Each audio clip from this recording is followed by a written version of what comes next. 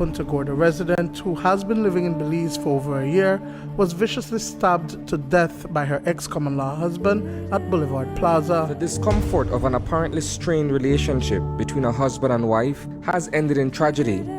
Jason Emmanuel murdering his wife before turning the weapon on himself in an act of suicide. A family vacation turned deadly when 48-year-old Arturo Rodriguez choked his wife, 34-year-old Mariela Rodriguez, to death inside a home at the Panty Hotel.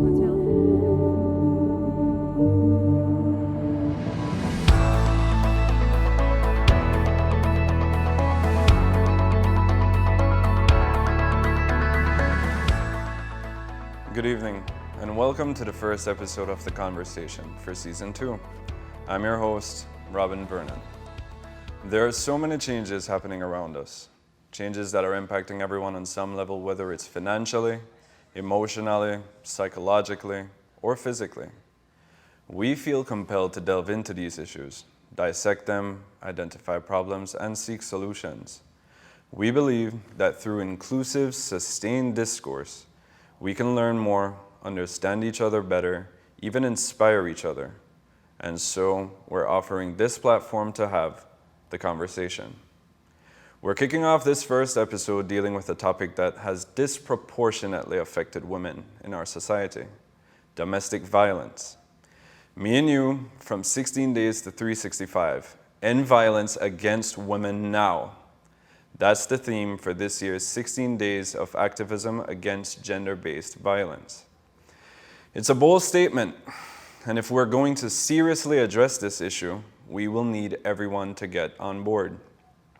We start off tonight's conversation with someone who has experienced domestic violence firsthand. Her home was supposed to be her sanctuary, but instead, too often it turned into a nightmare. Ms. Cindy Castillo is a domestic violence survivor and an inspiration to so many who have found themselves in a similar situation. Welcome to the conversation, Ms. Castillo. Hello, thank you, Robin. Ms. Castillo, if I may ask, how many years have you been out of that abusive relationship? It's been about 20 years, actually. A long time when you think about it. But, you know, I was thinking today about this term, domestic violence survivor. And I've said it before when I've given talks. I don't necessarily believe in that term.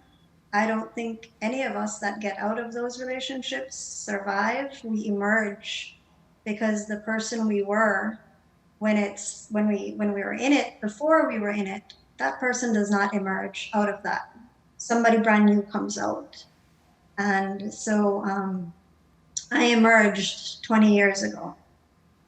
So you'd say that coming out of it, it was a brand new you, different outlook on life, and just a new person overall? Different outlook on life, very different person. I found a strength I never knew I had before. I was quiet before and fun-loving and carefree and easy to trust. And coming out of that, I learned some very valuable lessons. And so yeah, it's been a long road since then, and I'm a much stronger person now, but different person than I was before that experience. Okay. Well, hopefully we can impart some of that knowledge and some of that wisdom onto our viewers today, people who may be going through it or feel that maybe in some time their direction is heading towards that. Yes. So, can you share with us how the abuse began, how it progressed? I think the abuse began the way it begins for most women. They try to levy issues of control. They try to tell you where you can go, who can be your friends, who you can talk to, what you can wear. And if you allow them to do that, then it goes to maybe verbal abuse. It goes in levels. I think every time you don't stop someone from mistreating you or treating you the way you're not supposed to be treated, they go, okay, I got to do this. So let me see what else I can do now.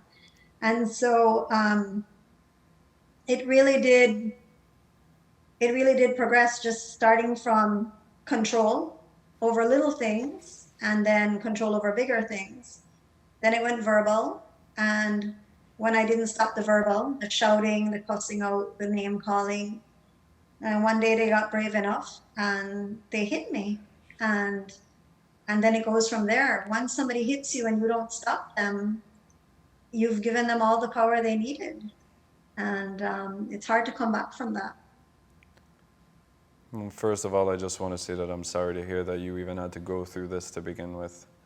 In the beginning, when you said how it was starting, I feel like I can understand what you're saying in regards to it, because maybe in a fresh relationship, when you're seeing certain behaviors, you can think it's just jealousy, they're just a jealous partner, or you would be on that relationship high, so you'd be thinking to yourself like, oh, they just really like me, so they're just being this defensive about me or something. And we let it slide a few times, we let it get away, and then that's when, like, to them, it's you're encouraging the behavior, and like you said, like it makes them feel like how much more they can do and how much further they can go. And then they themselves, I'd imagine, fall into like a comfort, so to speak. Yeah, With they get comfortable. They do. I remember a few years ago, I joined one or two persons from Haven House, and we went to several districts, and we went out to the Keys, and we spoke to girls in high school, third and fourth form, and you could see the patterns even then. When they would come and talk to you, they would say, you know, my boyfriend doesn't want me to talk to this male friend of mine, or my boyfriend says that I can't go hang out with my friends, or, you know, and they thought, oh, it's because I'm special, because he cares about me, because he doesn't want me to spend time with anybody, just him. But that's the first step. The first step is isolation. The first step is getting you away from your family and your friends, making you feel that they are your best friend, that they're the person you're supposed to rely on for everything. Because then that isolates you. You walk away from everybody that you might be able to turn to for help down the road. like they prey on your vulnerability as their They do. partner. Like They they do do. that.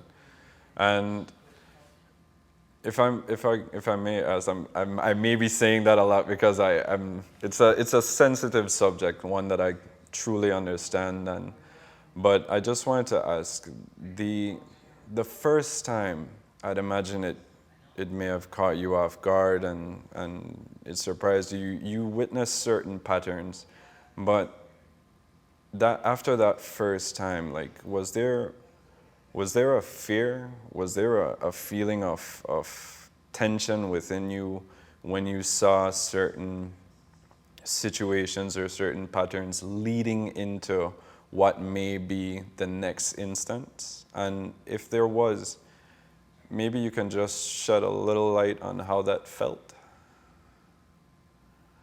You know, growing up, I grew up in a family with a very loving mother and father. I had never been hit. So the first time I was hit, I was slapped. Yeah, it threw me for a loop. To this day, I can still feel the imprint of that hand on my face. Because it just caught me. I knew we had been, you know, we'd had the arguments and I'd been called names. I never expected him to hit me. And yeah, it makes you afraid. You live in fear. People like to say to women when they find out that they're in those kinds of relationships, why don't you leave?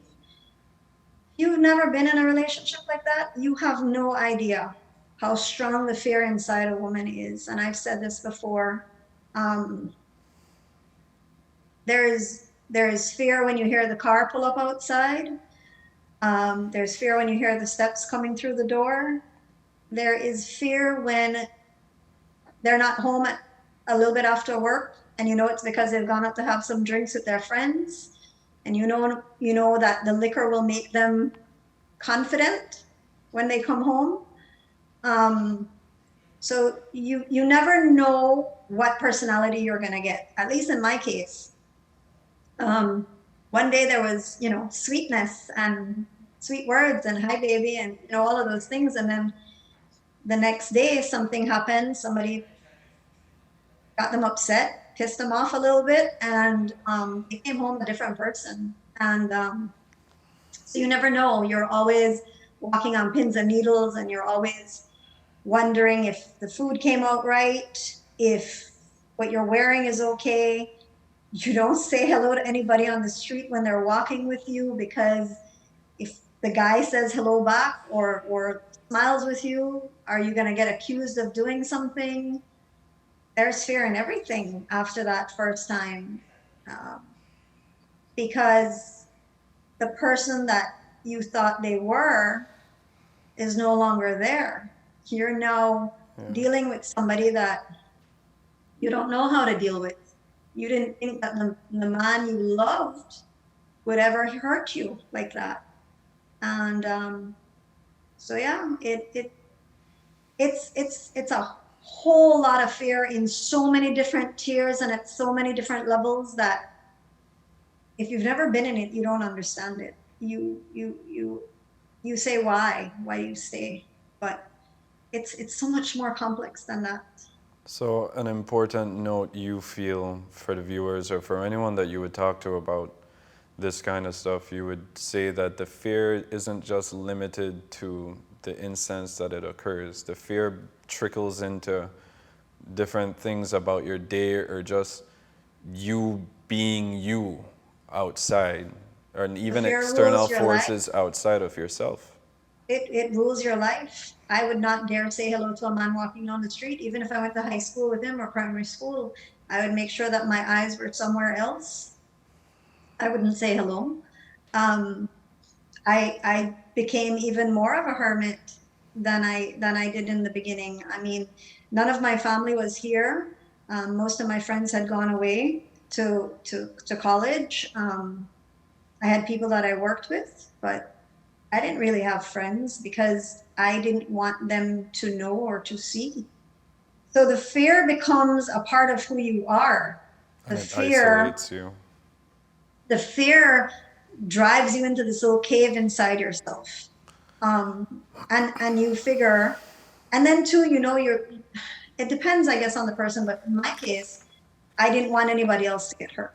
I didn't want anybody else to know and try to.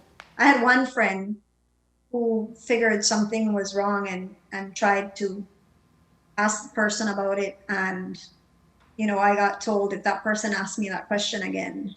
So everything in your world gets shrunken down into this tiny little thing that all you can think about is, am I going to be okay today?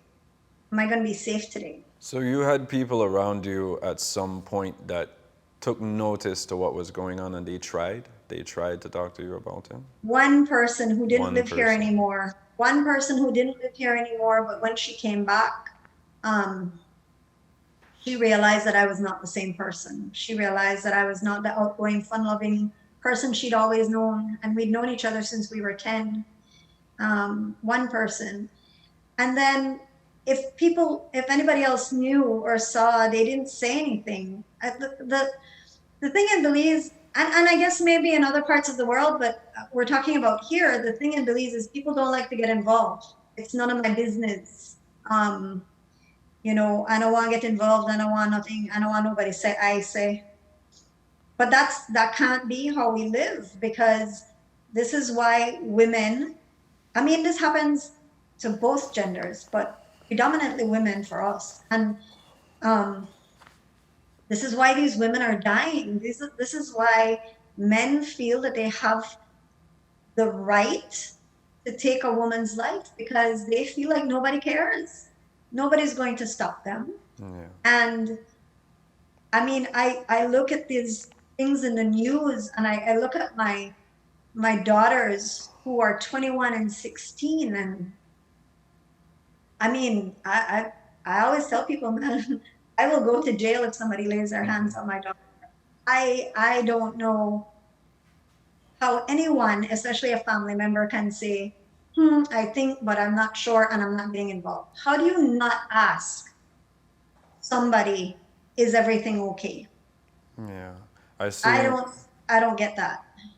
Yeah. I noticed that you mentioned your daughters. I'd imagine that they were young at the time when it had occurred and everything. How did it affect them? How did they feel? And Well, what was that like? my youngest daughter is from a relationship afterwards. Okay. And my oldest daughter wasn't born yet. Um, she was born after I left. Oh, okay. Um, Okay. and she is the reason I left. She is the reason I made sure that I did not stay. Um, I count I count Allison as the reason sometimes that I got out, and I count Adnan as the reason I didn't stay. My oldest son, he I didn't want him to grow up thinking that that was okay. Um, I didn't want him to grow up thinking that that was how you treat a woman. I didn't want him to grow up thinking that you could take your emotions or whatever it was out on somebody like that. And I'm proud to say that none of my sons grew up behaving that type of way. My sons both grew up knowing that that was not how you treat a woman, that they saw me work very hard to keep things going as a single mother. They saw me work very hard to make sure that they were always safe and protected. Um, my sons are 20, almost 28 and 23 now. And I've never, I mean, my oldest son has a daughter now. And, you know, his wife is just, he's never been that type of person. And I'm proud of that. I I can hope I had a imagine. hand in crafting that, you know. I'm pretty sure that you did.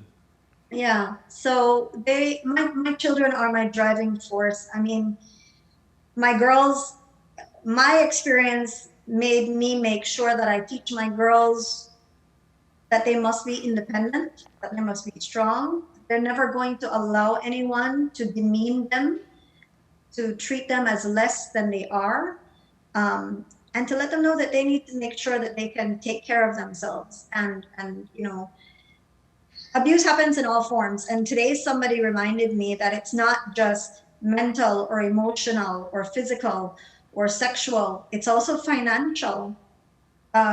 Women who are housewives, the men make sure that they have no way of getting out. I can't tell you the amount of women who have called me and said, Miss Cindy, I need your help, but I don't know what I'm going to do. I don't have any of my own money. Oh, you feel like a prisoner because of dependency, huh? Yes, they're dependent. And this happens to women who are working as well. They have to turn over their paychecks to their husbands or their common laws or their boyfriends because he's going to control the money. They go to work every day. I went to work every day, but I didn't have control of my money. And so it's all these facets. And when you find one person that is going to abuse you in all these ways, can you imagine what that does to somebody where they have no control over their life? You want to cook, you have to ask for money to buy it. You want to buy a new blouse, you have to ask for money to buy it. Feel like eating garnachas tonight instead of something else? You can't go out and buy that for yourself. It's everything. It's all these components, and it's so much bigger than people think. How strongly you feel? Speaking, I could feel the strength and the even the relief you have just with doubling back to it and talking about it. So, I want to ask, what worked? Like what changed in the offset of you leaving that last time that made it the last time? Like what propelled you forward after that last time? I will tell you, I left more than once. I left 2 or 3 times, and I always went back. I thought he loved me. He would say, I'm sorry. I miss my family. Please come back. This was when I only had my oldest child. And I would go back and things would be different for a little while and then they would change again and they would be worse than before because now I left and I came back. The last time it was something told me that the child was a girl and I refused to have that happen. I refused to have my oldest child continue to clean up the messes.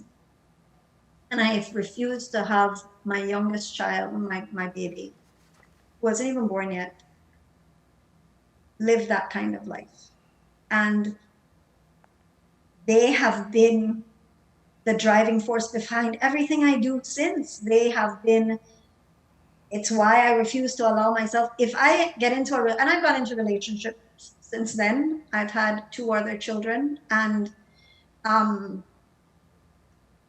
you don't get to raise your voice at me anymore. You don't get to treat me like a child. I'm an adult. You get to speak to me like an adult. We have issues and things we need to discuss, then we're going to do that. But the driving force, the final decision was that. And there was one episode with my oldest son where there was an event and my son had to clean me up. And I couldn't see having him do that anymore. So it really was for me the choice to make sure that they were okay, that I could not allow them to live like that. And it was enough to push me out. It was enough for me to say no more. And it was hard. I left and I missed him and I missed the person he was in the beginning. And I had to make sure I stayed away until I was strong enough to say, I can say no. When he says that he wants me to come back, I can say no. It took therapy, it took counseling. I had to open up to my family and tell them what had happened. I was ashamed. I had to tell people that I needed help to get out. Ms. Castillo, I just want you to It took a long time. It took a long time. It's not easy. And I tell this to women who are in the situations all the time, Robin. It's not easy to get out. It's not pack up your bags and walk out, especially when there are children involved. But you have to get out. You have to make the sacrifices. I mean, my kids and I have slept in one bed, in one room. We've shared one kind of chicken sausage and some bread. We've made do until we could do better. They didn't have name brand shoes. They didn't have name brand clothes. They didn't have a lot of the things that a lot of other kids had. And they stuck it out. They didn't complain. And children understand the sacrifices. You don't have to tell them all the gory details, but you don't lie to them either. You don't build somebody up in their eyes that's not there. Yeah, you made tremendous sacrifices, but in the end you knew that those sacrifices were worth it. And that brings me to my next question. A lot of women, and I just want to say, you are very strong for doing this, Cindy, truly. And you see, I don't know if I'm strong. The tears still come 20 years later, you know? Strength, tears don't affect strength.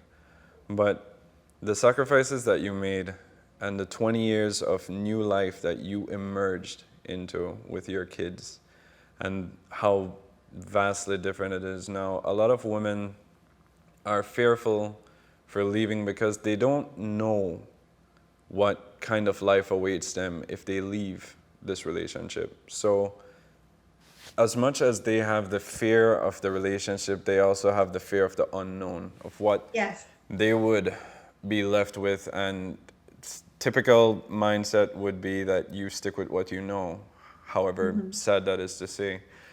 Having experienced this new life, this tremendous change, what could you tell these women, these people, just these people on a whole, what life is after you leave? How life is capable of being after you leave?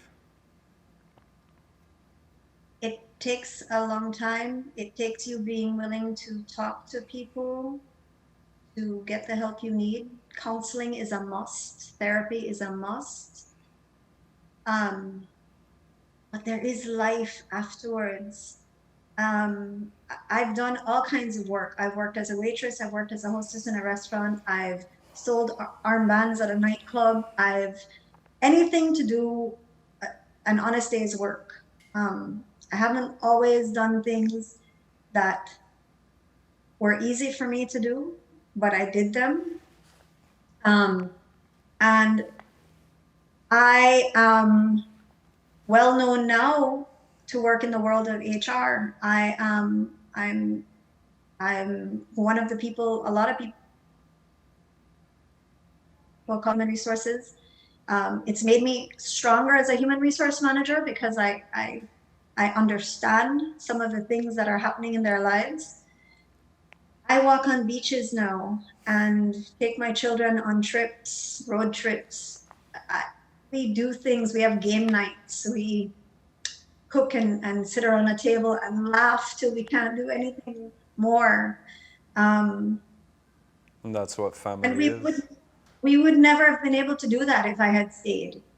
If I had stayed and still been alive, we would have been living in a house that was somber, that didn't have laughter in it, that didn't have any joy. And if you have children, get out. If not for yourself, for them. Take the sacrifices, do the hard things, earn the $25 a day, whatever it is. Because I'll tell you something, your children will not hold it against you if they do not have all the comforts in life, as long as they have you. That's what I tell women now. You are the most important part of those children's lives, not all the luxuries that their father may or may not provide. But the peace of mind, the laughter, the joy, those are the things I have the most of with my children. We have the greatest time together. I talk to my oldest son doesn't live here anymore, but we talk every day on the phone. We do video calls with my granddaughter. I have 2 granddaughters now. And we are such a close-knit family, my children and I, and there are 5 of them. But we have an amazing time. We had very, very difficult times and we pushed through it together. And it's because I always talk to them. You need a computer for school? Great. We're going to have to budget that in. We're going to put it on layaway. We're going to do whatever we needed to do. And it better last you your 4 years because mama can't buy another one right now. You want a phone? Great. We'll go find one for $199, $299. We're, You made it work. We made it work. We made it work. And now we live very comfortably. We're not rich. I mean, with the rising prices of groceries, we're dying right now. But we make it work. We've had our cup of noodle and ramen noodle nights where that's what we had to deal with. And then we've had nights where we splurge a little bit because some good money came in. They all got their education. My youngest daughter is in her last year of high school. The other kids have gone forward with their degrees. My older daughter is doing UB. She has her own business. She's a model. She's a mother. Wow. They are such great kids, such great adults, young adults, because Ali's 21 now. And it's a long road. But the first step is being honest with yourself. The first step is saying, I cannot live like this anymore.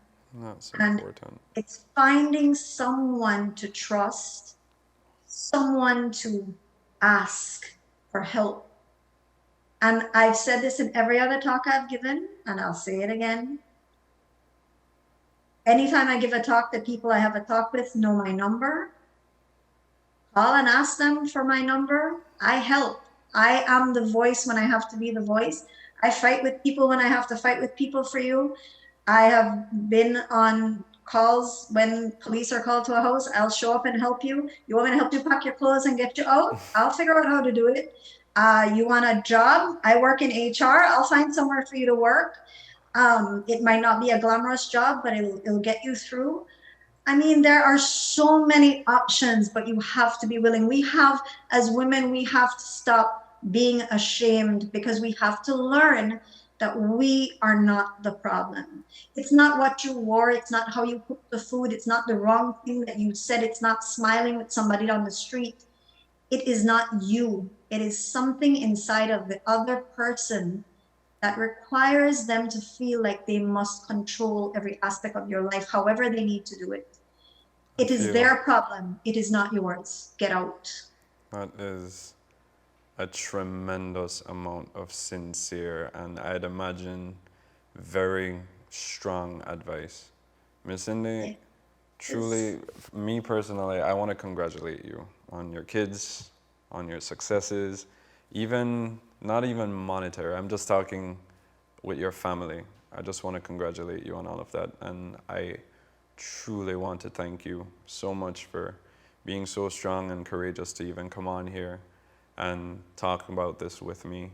I appreciated all of this, and I feel that the women who are watching this who may or may not be going through this, I feel like they are getting a kind of inspiration that will help. And it won't might, it won't if, it won't maybe, it will help.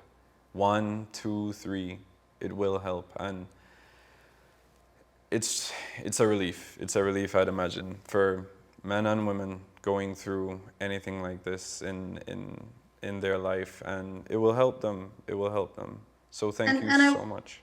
I want to say though, Robin, you mentioned it, men and women going through it, and it is even worse for the men who are going through it. Men have to be strong. They can't tell people that, this is happening in their life, but it does happen on the reverse side. People with control issues are both genders, and people who are on the brunt side of it are both genders, and men have to be willing to speak out about it as well. So I encourage them to do the same. Not all men are the bad guys, and some of us women are the ones that are doing this. They need to speak out. But I was going to say, you should thank my children. I had to make sure I got their permission to be on the show tonight. I am very careful about, they're adults now, they're out in the working world, they go to school, and the stigmatism is real, and somebody going up to your child and saying something very cruel about, oh, your mom used to get beat, or, your mom used to allow this to happen.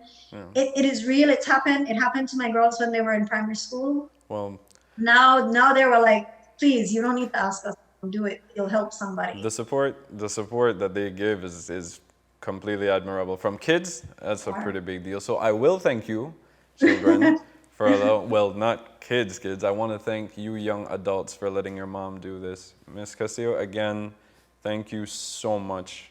Thank you for having me, Robin. I hope that your life just continues on the path that it is, because it sounds like it's going great, and I'm happy to hear that. So it's going good these days. Your kids, I hope you all have a great night. Thank you so much. Thank you too. Thank you again. All right. Viewers, that was quite a tale. And with that, I just want to say that we'll take a short break and return to continue this very important discussion. Stay tuned.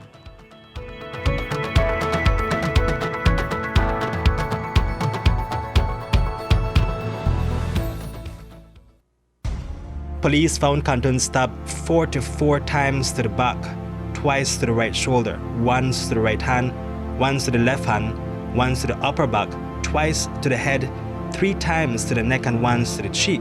It was a crime of passion committed by someone with pure rage and determination to kill Cantun. Anita Pineda is dead after her common-law husband allegedly stabbed her to the throat and chest while she was at her sister's house on Constellation Boulevard. Usher ran his car over his common-law wife, 37-year-old Jessica Sagastume, and 5 of her family members.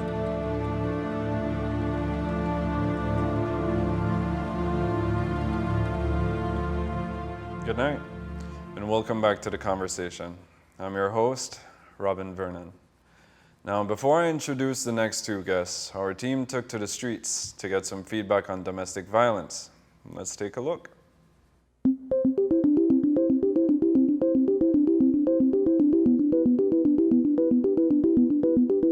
Even if they front a family member, all we could just do is tell the person, either you're not even not the person, you could just talk to her randomly and even make your hand move fast.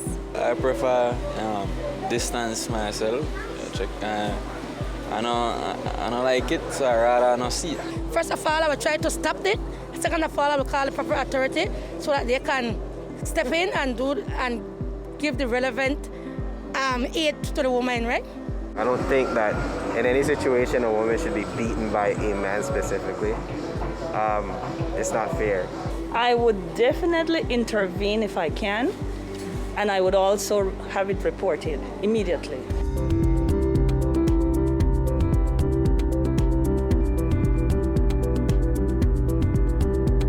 Family member, not. Violence against women should not be tolerated. No matter if it's a father, your brother, your sister, friend, neighbor, we should report it, that we should stick by one another as women, should defend women always. Of course, even if a brother, your sister, your uncle, whoever you report them is.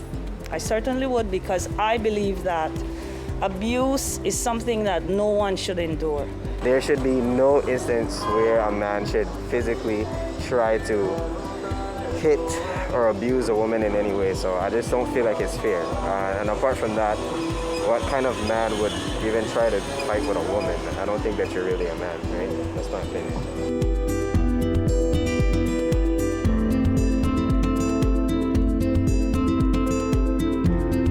I don't believe that any of those things should be private matters, because if someone's being abused, that's a cry for help. So if you know and don't do anything, you're just as guilty as the person that's doing it. I don't think it should be private matter, because at some point somebody will hear or know something, and family members and neighbors should get involved to try to end that.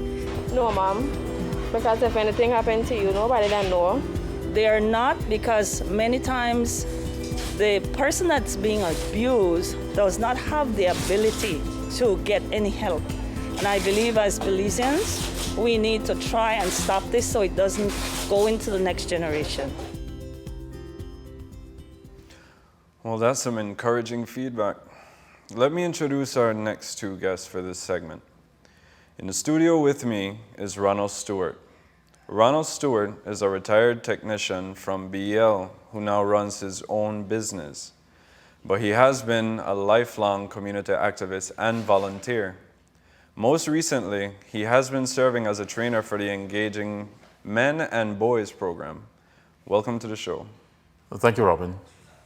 And joining me virtually is Ms. Cynthia Williams, who is the Executive Director of the National Women's Commission. Ms. Williams is a strong advocate for ending domestic violence and has worked for many years, in the field. Welcome to the conversation, Ms. Williams. Thank you very much for the invitation. Good night to both you and also Ronald and his studios. All right. Now, the data is showing that 1 in 3 women globally experience some kind of physical, emotional, or psychological abuse by an intimate partner in their lives. 1 in 3. Can I hear your thoughts on that? I think it's certainly something that needs to be addressed, because any incident is too high.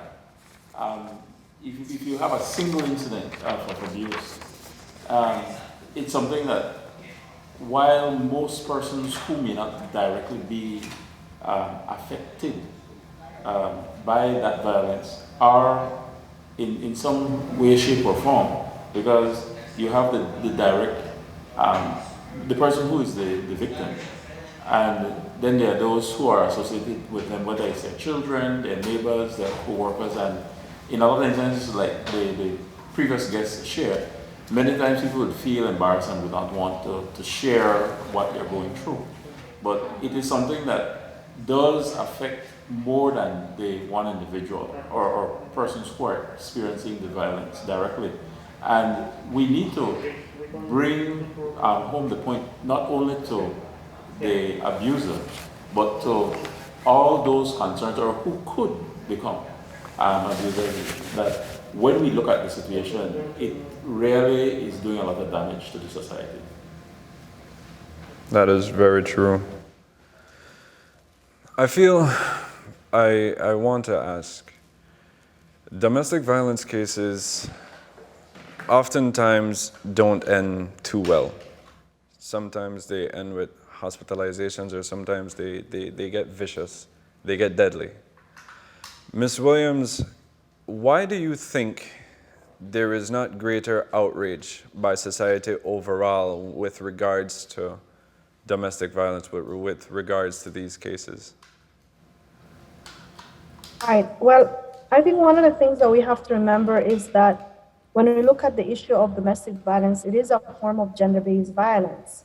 And gender-based violence is really an extreme manifestation of the gender inequality that exists.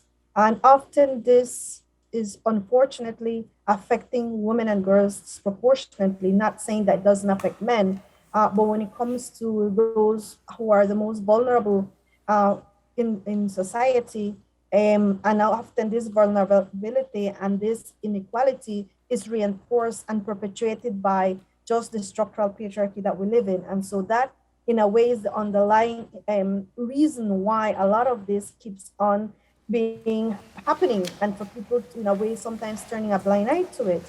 For many years, this was considered a private issue, something that was only for the persons involved, particularly looking at intimate partners. And so it was often swept under the rug as a domestic issue, something that people from outside had no business meddling into. And more, we've started a conversation that it can't be swept under the rug.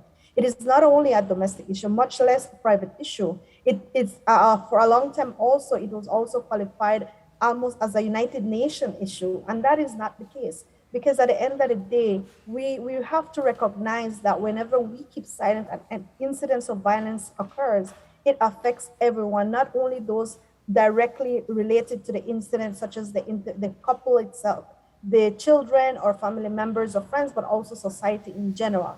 But it is that issue of acceptance to a certain, to many levels, that people really don't see it as something to be involved. It's still seen very much as a private issue. And in many instances, it's also affected because for someone to leave or to come out of those situations, it takes a while, because it's something that doesn't only happen once. It's something that happens continuously and over a period of time. And so the person, it's very difficult for them to leave. And often people also get tired of trying to support the person, and often are of the idea, well, if I meddle in this situation, I will simply be seen as the bad person because the other individual will go back to the relationship. So it's really important to be able to have these type of discussions and help people understand what are the underlying reasons as to why this issue persists. But not only that, but also ensure that they understand why it's so difficult for people to leave these relationships. This is a very complex issue that integrates not only the physical aspect, but emotional, psychological, and also the aspects where we have been socialized to accept violence in many ways, and where violence is often used as a source of power and control in relationships. And often those who have much more power and control continue to be men, or continue to be the perpetrators, and in most cases, unfortunately, continue to be men. And so that is at the end of it, why people often seem not to be bothered, or even if they're bothered, it might be only for a little time or a little while until something else comes up. We have really normalized violence in our society, the way that we speak with each other, the way that we address each other, our children, the interlinkages that exist between the different forms of violence, not only domestic violence, but other forms of violence. as well. And even when we look at the issue of domestic gang violence in our communities, just violence is permitted across our society at multiple levels. And so people have, to a greater extent, kind of have been becoming numb to it. And because we have been living it for far too long, it often seen as, well, that's part of our life. What can we do? Our parents went through it. We have to go through it. Our children probably go through it. So it's something that is generational. And for it to change, there has to be so many things that need to change along with it. I agree. So the combat would be a combination of being able to address the issue as is while at the same time combating the outlook. So that, I agree completely, that makes a lot of sense. With regards to our society now, the gender roles, for example, and stereotypes, how they shape domestic violence in Belize. Mr. Stewart, would you be able to maybe shed some light on how exactly do the gender roles play into society when it comes to domestic violence? Well, certainly in terms of socialization, many persons may feel that there are certain things that men should do and women shouldn't, or vice versa. There's these clear-cut roles that persons have been taught that are what you should do. Fortunate for myself, I grew up in a home where my parents worked very close with each other and also had the support of my maternal grandmother. And each of them taught myself and my siblings. But one of the things in particular, I remember my mother said to us, because we were a family of 4 boys and 2 girls, and she said, in this home, there's no boy work and girl work. There's work. And so, other than maybe going out in the yard and cutting the grass or so, we would do that, but we wash the dishes, we mop the floors, and it gives you a sense of equality. The fact that not because you're a boy you cannot learn to cook, because we have to eat. And if you dirty the dishes, then you should clean them. So it's a situation where if you have grown up in an environment where you have been taught that it is okay or it is right for you not to do some of these chores at home, it translates into the relationship when you have your own partner or decide to pursue relationships, that it becomes an expectation.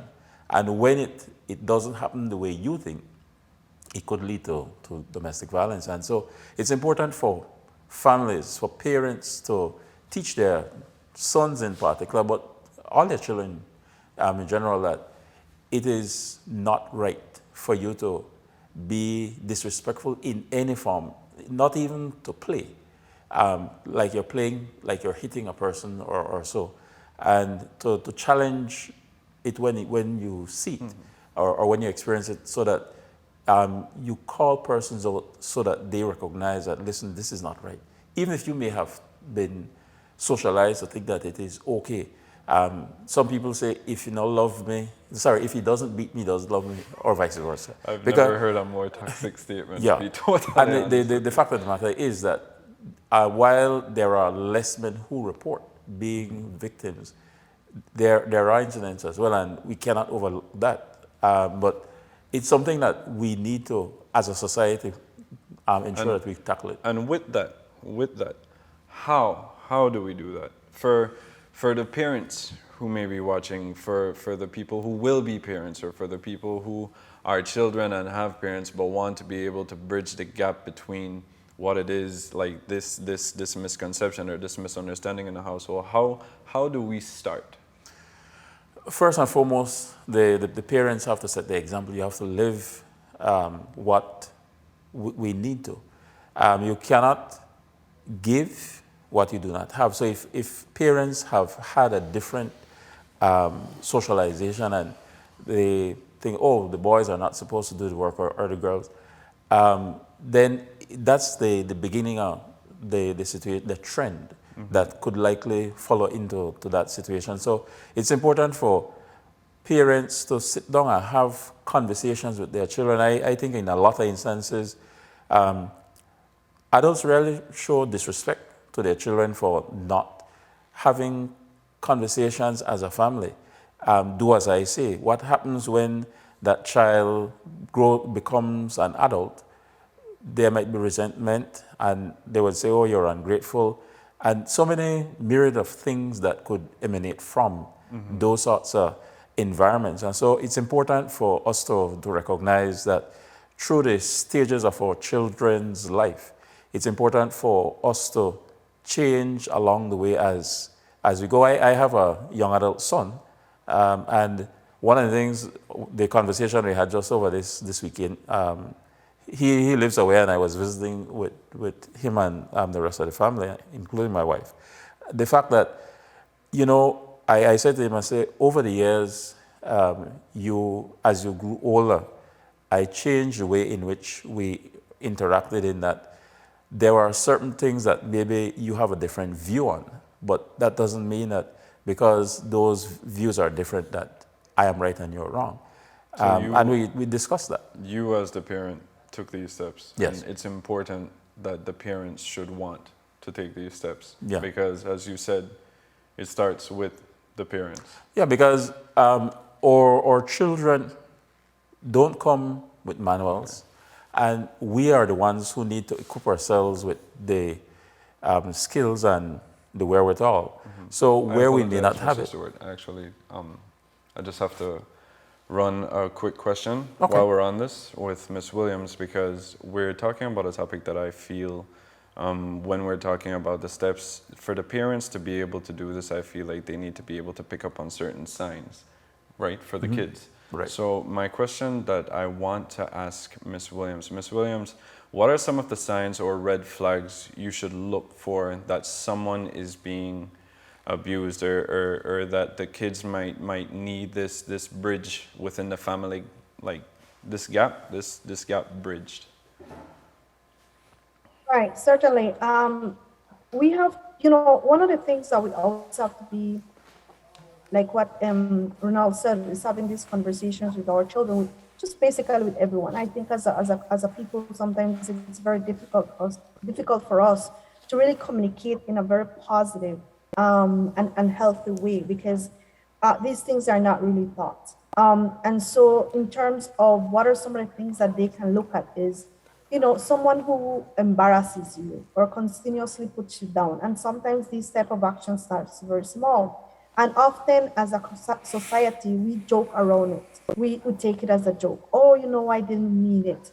But I think it's important to call out these behaviors, because often these are what begin the process of the person believing that it's okay to do that, and the other person on the receiving end to feel that is natural or that is normal, part of any relationship. So we have to look at, people embarrassing and putting you down, looking at your acting in ways that really scare you. One of the things that we've often talked about is that you really have to listen to your gut. What does your gut tell you? And if at any point you feel that that individual is causing you to fear for them, in any way that they are causing you to keep secrets, or not feeling comfortable that you can discuss anything with them at any point because of their reaction, those are red flags that persons need to really pay attention and need to heed. We also have to look at the sense of control that the person might experience in leaving or going places. Who is it that they can contact?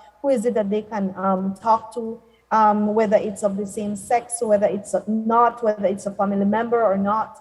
These are some things that are really trying to minimize relationships that persons have with others, and in a way to retain that type of control. One of the tactics really is looking at how do you isolate the person. And the perpetrator often finds a way of how to do it, whether it is preventing from attending functions with other friends, with family members, and even just looking at how they can manipulate just decisions that individuals can make. And often this can be shrouded in, I just want to make sure you're okay. I know that those persons are not convenient, or they're not really good people for you to hang around with, or, that family member doesn't really like me. Do you really want us to go through that, separation? Do you want to, so it's a lot of power and control. Then it begins to escalate. Everything doesn't start very big. It starts in very small ways. Whenever they even begin destroying property, And then at the end of the day is really looking at, I didn't mean it, or you made me do it. Then the physical aspect can come into play. Often the emotional and the psychological component of it is the one that really takes quite a long time, and that really kind of sinks into the person not being able to identify other ways of how they're being abused. Threats as well. At the beginning, these threats can begin very small. For example, ending a relationship if they don't want to really do what the perpetrator wants to do, pressuring to have sex, or things that they don't want to do either, or with other persons.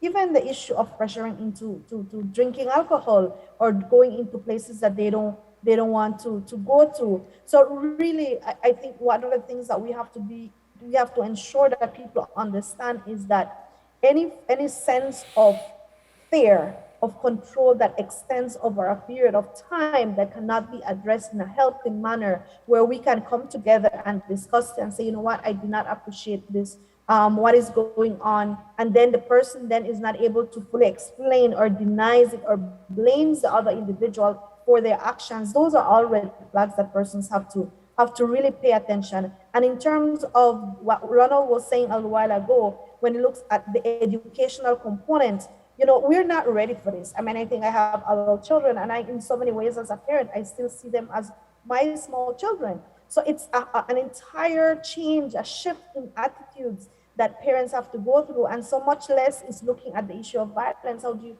talk about that with your children? So this is where the multi-sectoral approach needs to come in, where we have instances within the school system that also supports the educational system that deals with this issue, whether it's at preschool, whether it is at primary school, secondary, tertiary, at the level that these children are, the education has. When we have developed parenting programs, we have to include the issue of gender socialization, gender-based violence, domestic violence, because all of these are really linked with each other, and that's what makes the issue so complex, because it cannot be addressed only with one specific way. Mr. Stewart's here with me, listening through that entire explanation, and I have just been watching his head nod endlessly. He's in such agreement. And for that, I actually want both of your opinions on this next question, but I'm going to start with you, Mr. Stewart. What's stopping people close to the victims from having conversations about domestic violence when they see these red flags? Like what is it that makes them incapable of bringing it up? Because Ms. Williams was chiming in with regards to manipulation being a major component when it comes to trying to keep the person isolated to avoid these situations. But if you yourself notice the behaviors, if you yourself, as someone who's a friend or a family member of this person, you notice it, that doesn't affect you. The manipulation from that person doesn't affect you. So what stops these people from talking about it? Well, we make the assumption that it doesn't affect you, but in essence, really, people could sense when things are right or wrong, or what they're comfortable with or not. And in many instances, the reasons why persons may not want to get involved, the first thing I say, don't get involved with man or woman business or between partners in a relationship. Once my take on it is that, and I've said it to the friends that I have, that I take friendship very seriously. If I am doing anything that you are not comfortable with, you call me out at it and I will do the same for you. Because as I said earlier, there are so many times that we are affected by the things that happens around us. And it is important for us to not bury our heads in the sand, or to look the other way and think that the relationship, the friendship, or whatever it is that we share with somebody who might be guilty of that sort of action, that sort of disrespect, it is okay, other than that, because if I'm not personally involved or the recipient of that abuse, it's okay. But that's not the case, because in some way, shape, or form, it will play on your mind. You may want to, but then what is the nature of the relationship? Is there a power difference between yourself and that so-called friend? Or it could be a relative. so that it's not for us to think that that's not my business. It is all of our business. How you address it is another situation. And so it is important for us to recognize that if we don't do anything, it could progress to the point where there are irrevocable consequences in the case of somebody being killed. And you don't want to say, oh, if I had known. The signs would definitely progress to the point where it could get very abusive physically and otherwise. And so when we see these signs, it's not for us to cop out and say, it's not my business. We need to look at it and say, yes, it is my business, because it affects everybody around. What happens in the home where there are children? What happens to the relationship that we have as friends, or if it's neighbors, whatever have you? We are affected. You may hear somebody from the house next door being abused, and you might say, when she handle it, or when he handle it? When will they handle the situation? No, sometimes, as the previous guest said, it's not easy. And so one of the things that we do in the training that we have been doing is to bring these issues to the fore and create these scenarios, in some instances hypothetically, but they're related to real circumstances that persons have experienced, and to say, all right, is this representative of love or respect? Why would you, if you were in that position of being abused, would you not want somebody to offer you assistance, rather than somebody say, not my business? And with that, with the chiming in, with the being able to take that matter into your hands and being able to offer that assistance, on the side of the abusers, Mr. Stewart and Ms. Williams, can abusers be rehabilitated? Can they? Certainly. Sorry, go ahead, Cynthia. Sorry, Ronald. Definitely, one of the things we have to understand, and we have to repeat at all times, is the fact that violence is a choice. You don't see men or other perpetrators going into other spaces and just, beating up people just for the sake, because they might not have gotten the way, or the person may not have done or completed whatever task they may have done. Violence, at the end of the day, is a choice that every person makes. Additionally, one of the things that we have to understand is that persons who utilize those avenues to exercise their power and control also have to be taught to do differently. It is not an easy process. Just like parents have to understand what are the different things that we have to communicate more to our children, everything is a learning process. In terms of perpetrators, it takes a bit more time, because we have to understand the issue of those are the only tools that they have known for most of their lives. Research has studied and continue to show that in spaces where children are witnessing or experiencing violence, they either become victims or they can also become perpetrators. Some of them are resilient enough to be able to then live their lives a bit more fully, but they do have traumatic after effects of violence. So we have to ensure that people understand that it's a choice, and that's where you see the ability and the need for programs to be developed to ensure that they have that. Ronald was also part of a batteries intervention program that was implemented by the Women's Department some years ago, where the court mandated first-time offenders to attend a 16-week psychoeducational program where you had men coming to these sessions, and it was facilitated by men and women. The purpose of the program really was ensuring that they understand that when it comes to relationships, that both men and women are on the same level. And again, we reiterate the aspect of the inequality and the conceptions that men have to learn power over women. That is also the underlying cause why these things happen. If one of the things that we recently discovered through a baseline survey that was done through the Spotlight Initiative, you still have 11% of persons who believe that there's a reason why partners should physically abuse those partners. They have a reason why violence occurs. Honestly, I'm not really surprised by that. I'm not surprised by that figure because in years before, we had a survey that was also done where persons believed that it was okay for husbands to beat their wives because their food was not prepared properly.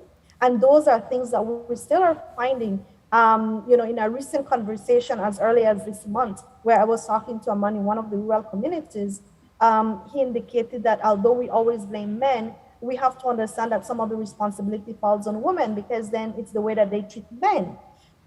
Those are all ways of how we are seeing the patriarchal attitudes that both men and women have in terms of the relationships and what is the role of men.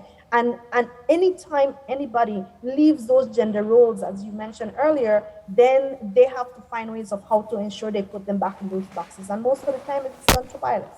So it's a whole relearning, reshifting of our values and attitudes that we place on both men and women, and who is it, and the fact of the matter is that it's a human right violation because we think that men have an overall power and right to exercise these type of actions against women. I mean, domestic violence is only one of the forms. When you look at the issue of sexual harassment, we have much more, and in many spaces, the women feeling more comfortable and courageous to come and report this type of incidents. So it's important to ensure that we repeat over and over again when it comes to violence, whether it's domestic violence, whether it's sexual harassment, whether it's human trafficking, it is a choice that perpetrators make.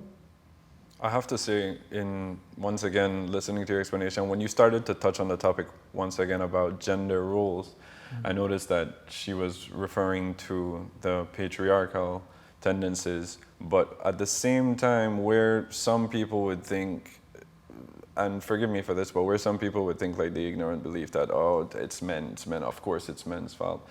Myself and Mr. Stewart were here listening to you, and once again, I just found him completely in agreement with what it was you were saying. I still want to hear your thoughts on the rehabilitation, of course, before we jump on to the next question, but it's relieving to see that we can discuss this and there isn't a biased pushback on the topics, on how it is we're addressing these concerns. I personally just wanted to say that, Ms. Williams and Mr. Stewart. Now, with regards to what Ms. Williams said, how could you, what could you add to that with regards to abusers being rehabilitated? First and foremost, abusers have to recognize that what they're doing is wrong. It's inexcusable for anybody to treat another as an object or subservient to themselves. And to me, one of the things that could lead to someone recognizing that is ask and put them in the position and say, flip the script. You become, hypothetically, the person who is being abused. What would it be like then? Is your view the same? Are you willing to take the abuse as you're being, as you're abusing your partner? And where you start to challenge persons on that, it might then create an environment for that conversation to continue, because it's not a one-off situation and you leave it like that, because the process of them getting to the point where they were either victims or perpetrators happens over a span of years.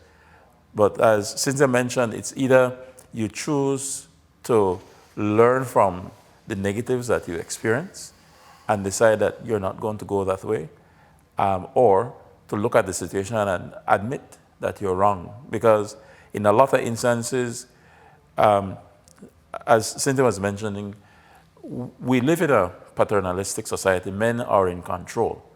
And it is not that men are being asked to give up whatever rights or privileges that we have and give it to women at our expense.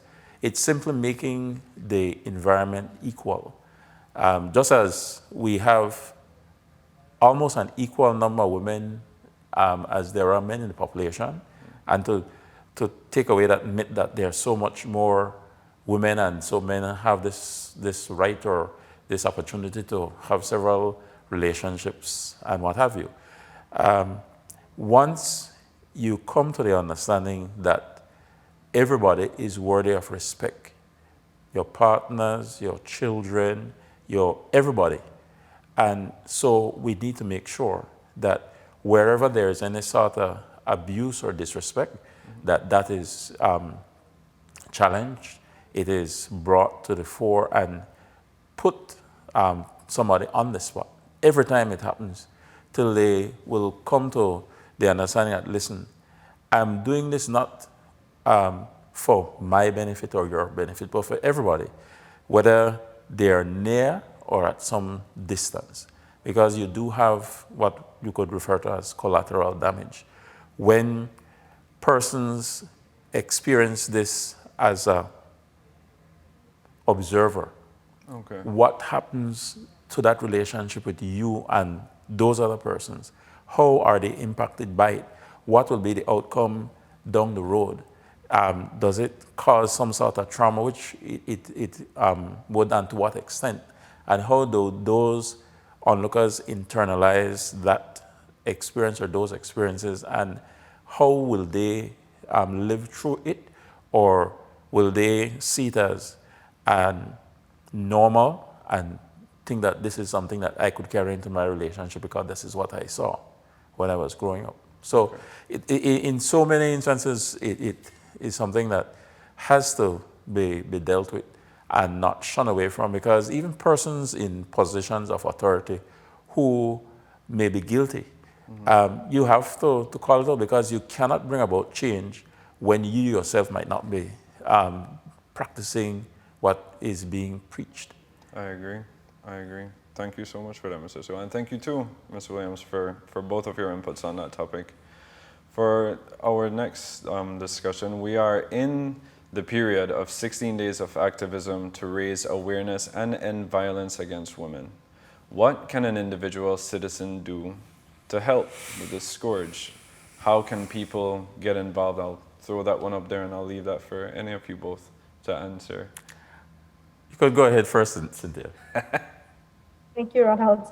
Well, in terms of becoming aware, I think this is really a good opportunity, because the more people are informed, the more people are aware of what exactly domestic violence and all multiple forms of gender-based violence is. It is a start, because often, not understanding the issue, not knowing what exactly it is, what are the multiple forms, how can people identify it? Often this is where we usually are led into judgmental attitudes and victim blaming. So it's important for people to become informed. At the National Women's Commission, as a national coordinating entity for the national response for gender-based violence, we try to find out avenues of how to keep that information by working very closely with our partners. As you know, Ronald is one of the trainers that works very closely through the Spouses of the Caribbean Leaders Action Network that we are collaborating with to ensure that we are engaging men into the discussion, to ensure that, like Ronald mentioned, it is not a fight between men and women, but rather how do we learn to be able to deal with the issue together? Because for many years, we have been having a lot of programs and issues, discussions centering around victims and survivors of violence. And while attempts have been made to engage men, at multiple levels, it has been always a challenge, again, because of the issues that come with the socialization. What are the things that men should or should not be doing? In addition, it's also important, like what Ronald mentioned also, is to ensure that you provide that support to family members, to your friends. Because often one of the things that happens during the process, during the cycle of violence, is the isolation tactics that perpetrators often take to ensure that they have total control of the victims that they are, and it's important to ensure that even if the person may not be as open, or we perceive that they're not open to that assistance, to ensure that we're there, to check up on them every so often that we can. If we know there's a direct incident of violence, we can contact the police directly. And I know that is sometimes a kind of sour issue, because sometimes the services might not readily respond as the public, as other people might want, but still we call on persons to continue calling. We've strengthened through the support of the UNFPA an additional hotline to ensure that both subscribers to BTL and SMART have free access to the top hotline 0800 A Way Out. And in addition, one of the things that we have done is also we've added a WhatsApp number to ensure people can text and send WhatsApp messages. We've tried to work also through the different groups in our society, in our communities. The Ministry of Human Development, under which the National Women's Commission falls under, is instituting what they call a gender advocate program, which is having community advocates in some of the rural communities to be trained to understand what the issue is, to know what the services are available, so that they can then provide that urgent response or information to people in their communities. We've worked also together with UNFPA in developing the gender-based violence referral pathway that outlines what the process is in terms of reporting or accessing services through the police department, through the health system, through the court system, and look at what are the services that are available and putting it out there into the public. So be informed really and truly is one of the best ways to ensure that you are part of the information. Engage discussions with your friends, call out information. The National Women's Commission developed the 16 Days of Activism Resource Packet that we've shared with media houses. That includes 16 suggested ways of how people can become involved. Media can also be involved, the religious organizations, business places as well. And it's really important for you to then be able to visit those spaces and be aware and be informed. Ensure that you come from a non-judgmental attitude, because one of the greatest things that hinders reports also has to do with the shame that victims and survivors often face in accessing services. So not re-victimizing the victim by saying, why don't you leave, or you just stay because you don't want to leave, or, those are very judgmental attitudes that diminish and in so many ways make them feel even far less than they've already been made to feel by the perpetrators themselves. So be very aware of the language that you use. Be aware of the tone and everything and how you approach the situations. It's very important for family members, for friends to really try and understand that, because it is a very complex issue and it has taken years for many people to actually leave. So it's important for them to really try and understand that. Thank you so much, Ms. Williams, for all of that. And while we are pressed for time, I do want to thank you for all of the information that you gave us, for your input and for your insight. And I only wish that we had more time to be able to continue to talk about what I personally consider a very serious topic that faces pretty much everyone in our society. With that, Mr. Stewart, do you have any final words that you would want to add along with Ms. Williams? Get involved. It is our responsibility to make sure that we create or contribute to the society that we want to live in. And we could only do so when we get involved, because it's not for somebody else to, quote unquote, bell the cat or to do the work and for us to get the benefits. We all have to do our part. And where we may not be equipped with the skills, talk to somebody who may know someone else who has, and then we could form an alliance, a coalition.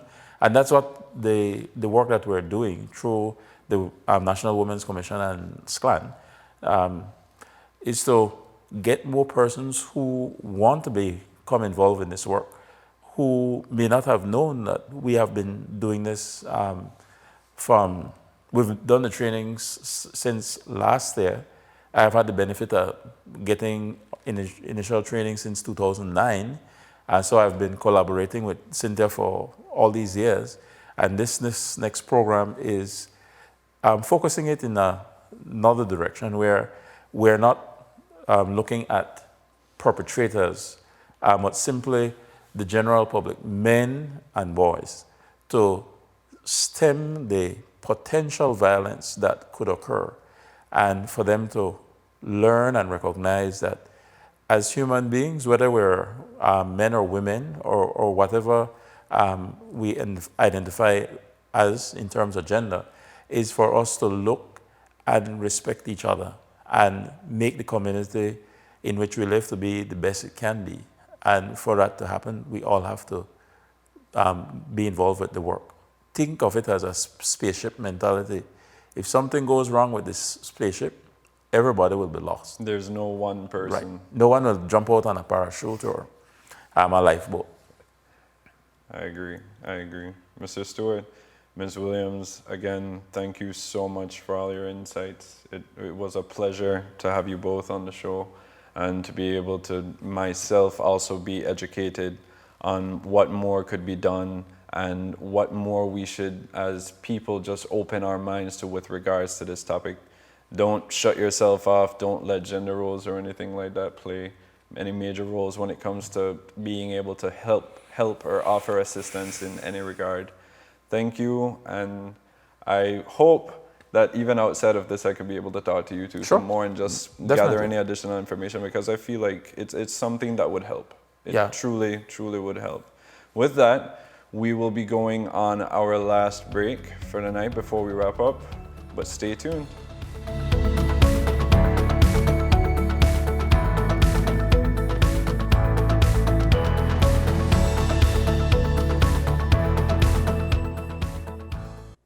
Two days before their one-year wedding anniversary, an argument between a Saint-Bite couple ended in tragedy. On Friday night, 31-year-old Glenn Ramirez Jr. was stabbed to death by his wife, Deshawn Ramirez. 29-year-old Meshach Banner allegedly stabbed his girlfriend to her chest on Sunday. Chavez is lucky to be alive tonight after she was viciously attacked by her ex-common law husband, Jose Roberto Sanchez Bejarano, on Sunday night.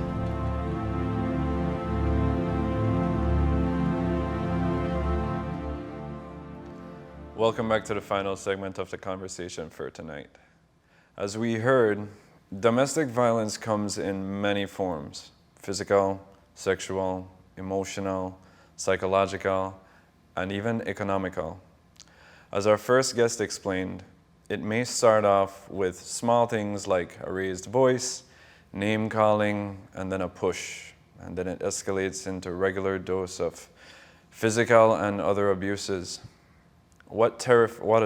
Honestly, to me, it's a terrifying way to live, and I can't help but just be empathic towards it. In this day and age, even after we have seen the violent end to so many domestic violence cases, there is still a large segment of the population who believes that partner abuse is a private matter and outsiders should not intervene.